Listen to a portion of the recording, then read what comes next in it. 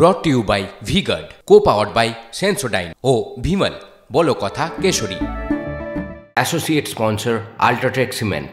আর কিছুক্ষণের মধ্যে মোদী মন্ত্রিসভা শপথ গ্রহণ অনুষ্ঠান, সেদিকে তো আমরা সরাসরি নজর রাখবো। তবে সব থেকে বড় প্রশ্ন ছিল যে বাংলা থেকে কজন মন্ত্রী আমরা পেতে চলেছি। ইতিমধ্যেই খবর পাওয়া গিয়েছে কেন্দ্রীয় মন্ত্রী হচ্ছেন সুকান্ত মজুমদার এবং শান্তনু ঠাকুর।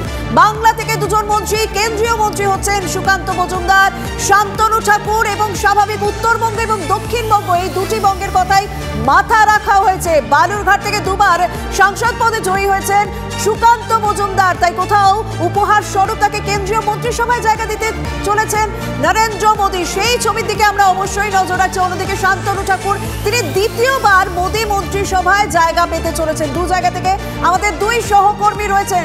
ঠাকুরনগর থেকে রয়েছেন আমাদের সহকর্মী দীপঙ্কর, অন্যদিকে বালুরঘাটে বিজেপি কার্যালয়ের সামনে থেকে রয়েছেন আমাদের সহকর্মী রূপক। রূপক, আমি সবার প্রথমে তোমার দিকেই যাব, কারণ সুকান্ত মজুমদার তিনি 10 বছর ধরে মানে দ্বিতীয়বারের জন্য সাংসদ এবং 10 বছর তিনি বিজেপির দায়িত্বে রয়েছেন, বিজেপির রাজ্য সভাপতি হয়েছেন। এই কয়েক বছরে বেশ কিছু উত্থান আমরা তার দেখলাম। এবার তিনি কেন্দ্রীয় মন্ত্রিসভায় জায়গা পেতে চলেছেন। সেখানকার স্থানীয় বিজেপি নেতৃত্ব, তাদের মধ্যে কতটা উচ্ছ্বাস, তারা কি বলছেন, তারা কি চাইছেন এই মুহূর্তে সুকান্ত মজুমদার বা মন্ত্রী সুকান্ত মজুমদারের কাছ থেকে? দেখো, তোমাকে প্রথমে বলে রাখি, স্বাধীনতার পর কিন্তু এই প্রথম দক্ষিণ দিনাজপুর জেলা, যা প্রত্যন্ত জেলা হিসেবে পরিচিত, সেই জেলায় কেউ কেন্দ্রীয় মন্ত্রী হচ্ছেন, এটা কিন্তু সত্যি এই জেলার জন্য গর্বের। আমরা এখন এই মুহূর্তে রয়েছি বিজেপির জেলা কার্যালয়ে, যেখানে সুকান্ত মজুমদার দীর্ঘদিন এই কার্যালয়ে যখন ভোট প্রচার ছিলেন, ভোট নির্বাচনের পরে গণনা, তখন তিনি এখানে কার্যালয়ে দলীয় কর্মীদের সঙ্গে বৈঠক করেছেন। সুকান্ত মজুমদার মন্ত্রী হচ্ছেন, তারা কি চাহিদা, এই এখানকার যারা দলীয় কর্মী এবং জেলা নেতৃত্ব রয়েছে তাদের সঙ্গে সরাসরি কথা বলবো। সুকান্ত মন্ত্রী হচ্ছে, সেটা একরকম ঘোষণা হয়ে গেছে। আপনাদের কি দাবি থাকছে, কি মন্ত্রী বা কি বলবেন, কিভাবে দেখছেন? দেখুন, আমরা সর্বপ্রথমেই কেন্দ্রীয় নেতৃত্বকে ধন্যবাদ জানাবো। দক্ষিণ দিনাজপুর জেলা বিজেপির পক্ষ থেকে আমাদের প্রত্যন্ত পিছিয়ে পড়া জেলা দক্ষিণ দিনাজপুর জেলা, যে জেলায় আর স্বাধীনতার পর প্রথম আর ভারতীয় জনতা পার্টির পক্ষ থেকে আমাদের সম্মানীয় আর সাংসদ ডক্টর সুকান্ত মজুমদার প্রথম তিনি মন্ত্রিত্ব পেতে চলেছেন। এটা স্বাভাবিকভাবে খুশি হওয়া জেলাবাসীর কাছে, বিজেপির কাছেও এটা আমাদের কাছে গর্বের বিষয়। আমাদের সাংসদ হচ্ছে, সেই কারণে আমাদের সমস্ত কার্যকর্তাদের কাছে এই মেসেজ পৌঁছে গিয়েছে। সমস্ত দিক থেকে কার্যকর্তারা আর কিছুক্ষণের মধ্যেই আমাদের জেলা কার্যালয়ে উপস্থিত হবে। আমরা স্বাভাবিকভাবে খুশি। আমরা চাই সুকান্তদাকে যে মন্ত্রিত্ব দিয়েছেন এবং এই পিছিয়ে পড়া যে জেলার, তিনি বিগত 5 বছর সাংসদ থাকাকালীনই তিনি যেভাবে উন্নয়নের কাজের যে গতি নিয়ে এসেছিলেন, আর তিনি মন্ত্রিত্ব পেলেন। স্বাধীনতার পর বালুরঘাটের মানুষ কোন একজন কেন্দ্রীয় মন্ত্রী পাচ্ছে, তাও আবার সুকান্ত মজুমদার, স্বাভাবিকভাবেই সেখানে খুশির হাওয়া। আমি ঠাকুরনগরে যাব, যদিও সেখানকার মানুষ দ্বিতীয়বার শান্তনু ঠাকুরকে কেন্দ্রীয় মন্ত্রী হিসেবে পাচ্ছে। তাই ঠাকুরনগরের ছবিটা তুলে ধরবেন আমাদের সহকর্মী দীপঙ্কর। দেখো, প্রথমেই তোমাকে বলি, শান্তনু ঠাকুর যে দ্বিতীয়বার মন্ত্রী হবেন, সেটা ঠাকুরনগর কেন, বনগাঁ লোকসভার মানুষের কাছে একটা প্রত্যাশা ছিল, এবং সেই প্রত্যাশা মতোই শান্তনু ঠাকুর দ্বিতীয়বারের মন্ত্রী হচ্ছেন। এই ঠাকুর বাড়ির ঠাকুর মন্দির, এই মন্দিরে প্রণাম করে শান্তনু ঠাকুর বেরিয়ে গেছেন। আমরা যতটুকু জানতে পারছি, এখান থেকে তার পরিবারের তারা সকলেই দিল্লিতে আছেন। ফলত এইখানে আলাদা করে কোনো জমায়েত বা মতুয়া ভক্তরা যেমন অন্য দিনের মতো আসা যাওয়া করেন, তারা আসা যাওয়া করছেন। পাশাপাশি যেটা বলবার, এই মতুয়া ধাম যা নিয়ে দীর্ঘদিন ধরে শান্তনু ঠাকুর আন্দোলন করে এসছেন, যে নাগরিকত্বের ইস্যুতে আন্দোলন করে এসছেন, তাকে দলের মধ্যে আন্দোলন করতে হয়েছে, রাজ্য সরকার বিরোধিতা করেছে, তার একটা আন্দোলন করতে হচ্ছে।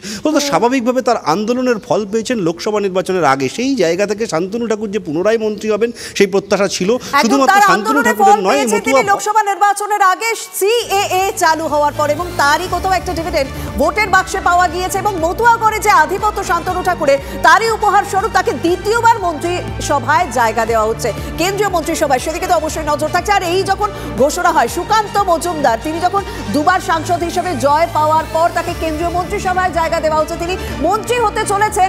সুকান্ত মজুমদার TV9 বাংলার সঙ্গে এক্সক্লুসিভ কথা বলেছেন, এক্সক্লুসিভ প্রতিক্রিয়া সুকান্ত মজুমদারের। শুনুন। 2019 থেকে 2024 5 বছরের মধ্যে প্রথমবার সাংসদ, এবারে মন্ত্রী, ফিলিংসটা কেমন? দেখুন, আমি বরাবরই বলি, যেটাতে বিশ্বাস করি, যে কাজই কখনো সাংগঠনিক কাজ থাকে, তখন রাজ্য সভাপতি বা তার আগে অন্যান্য সাংগঠনিক দায়িত্ব ছিল। তো এবার হয়তো নতুন ধরনের কাজ হবে। পার্টি আমার কথা ভেবে যে মাননীয় প্রধানমন্ত্রীকে ধন্যবাদ জানাই, আমাদের সর্বভারতীয় সভাপতি জেপি নাড্ডা সাহেবকে ধন্যবাদ জানাই, যে তারা আমার মতো সাধারণ কার্যকর্তাকে এত তাড়াতাড়ি এই 10 বছরের মধ্যে এত কিছু দিয়েছেন। আমাকে কেউ চিনতেন না, জানতেন না। সাধারণ একটি পরিবার থেকে উঠে আসা আমি, একটি সাধারণ ঘরের সন্তান, কৃষক পরিবারের ছেলে। কোন পরিস্থিতি সুকান্ত মজুমদারকে একেবারে সম্পূর্ণ অন্য পারিবারিক ব্যাকগ্রাউন্ড থেকে রাজনীতিতে টেনে আনলো?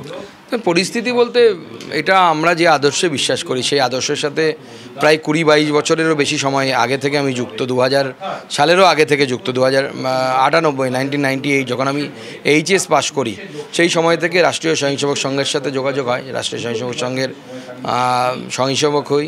যেহেতু দুটি পদে থাকা যায় না, হয়তো আপনাকে ছাড়তে হতে পারে, সেক্ষেত্রে দাঁড়িয়ে এই মুহূর্তে আপনার পার্টি তো কিছুটা ব্যাকফুটে মানবেনি। লক্ষ্য কি থাকবে? কারণ আপনার মন্ত্রী পদটাকে ব্যবহার করে তো সংগঠনকেও কিছুটা চাঙ্গা করতে হবে। দেখুন, আমাদের পার্টির নির্দেশ যেরকম থাকবে, পার্টি সংগঠনে যতটা মাথা লাগাতে বলবে এরপরে ততটাই লাগাবো। পরিবারের কাউকে জানিয়েছেন?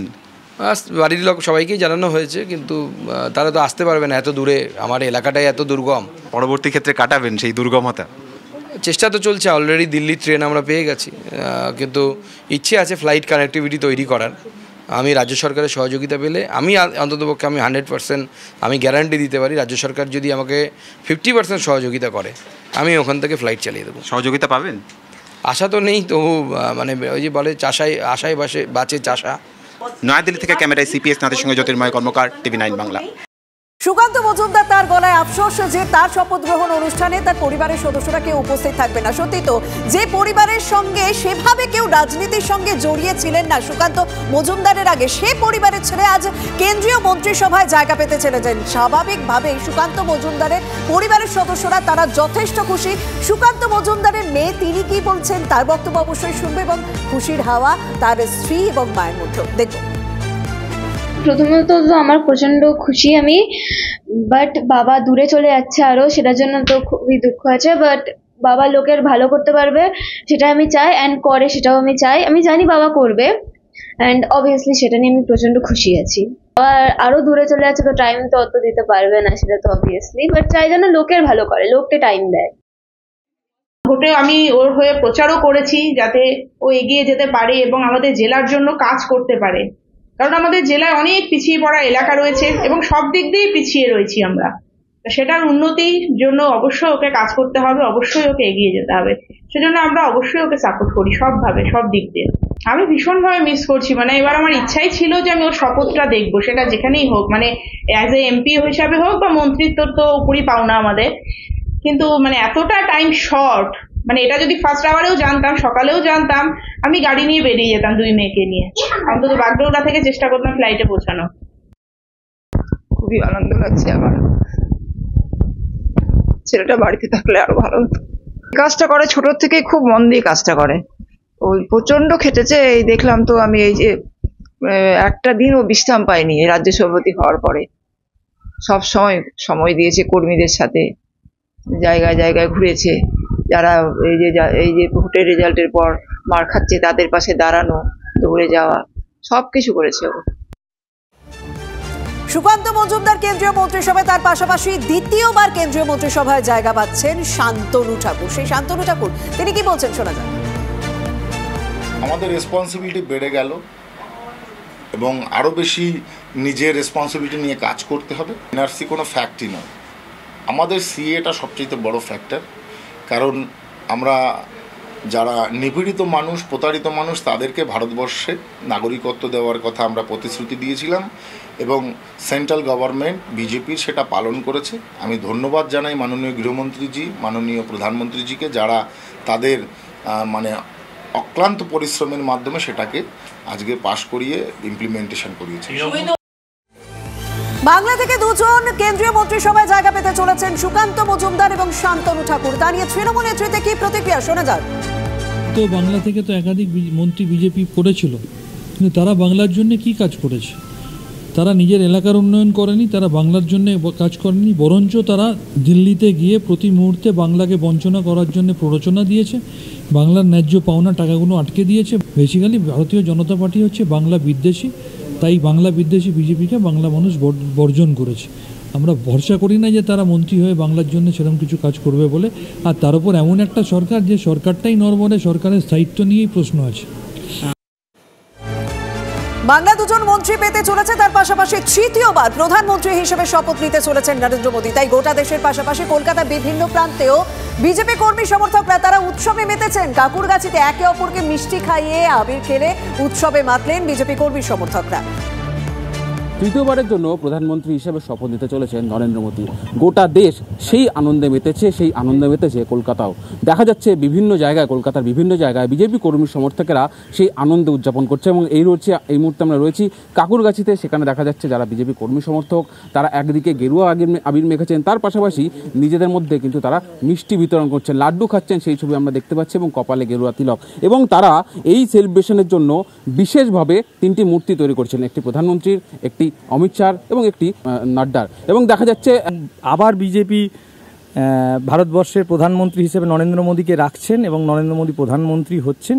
তাই জন্য আলাদাভাবে আমরা এই মূর্তিগুলো বানিয়েছিলাম এবং তার আজকে সেলিব্রেশন করছে। মোদীজি আবার ভারতবর্ষের প্রধানমন্ত্রী হচ্ছেন এবং তাই অভিজিতের সেই পার্টি অফিস, সেই জায়গাতেই আজকে আমরা সেলিব্রেশন করি। কলকাতা বা এই কাকুরগাছির মানুষরাও কিন্তু সেই আনন্দে মেতেছেন এবং সেই সময়ে সেই কারণেই যখন এখানে শপথ নেওয়া হবে দিল্লিতে, তখন এখানে ফুলমালা দিয়ে তাদের শ্রদ্ধা জ্ঞাপন করা হচ্ছে এবং একই সঙ্গে বিজেপি কর্মী সমর্থকেরা আনন্দে মেতেছে। এবং যে মুহূর্তে শপথ নেওয়া হবে সেই সময় শপথের লাইভ টেলিকাস্ট, অর্থাৎ এখানে একটি বিশেষ স্ক্রিনের ব্যবস্থা করা হবে যাতে এলাকার মানুষ সেই শপথ গ্রহণটার মুহূর্তের সাক্ষী হতে পারে এবং সেই তৃতীয়বারের জন্য বা বলা চলে যে রেকর্ড হতে চলেছে সেটাকেও যাতে সেই মুহূর্তটা সাক্ষী হতে পারে এই কলকাতার মানুষ, সেই চেষ্টা করছেন কাকুরগাছির বিজেপি সমর্থকরা। ক্যামেরা সুদেবের সঙ্গে Sujoy, TV9 Bangla, Kolkata. Brought to you by V Guard, co powered by Sensodyne ও ভিমল, বলো কথা কেশরী। Associate sponsor UltraTech cement.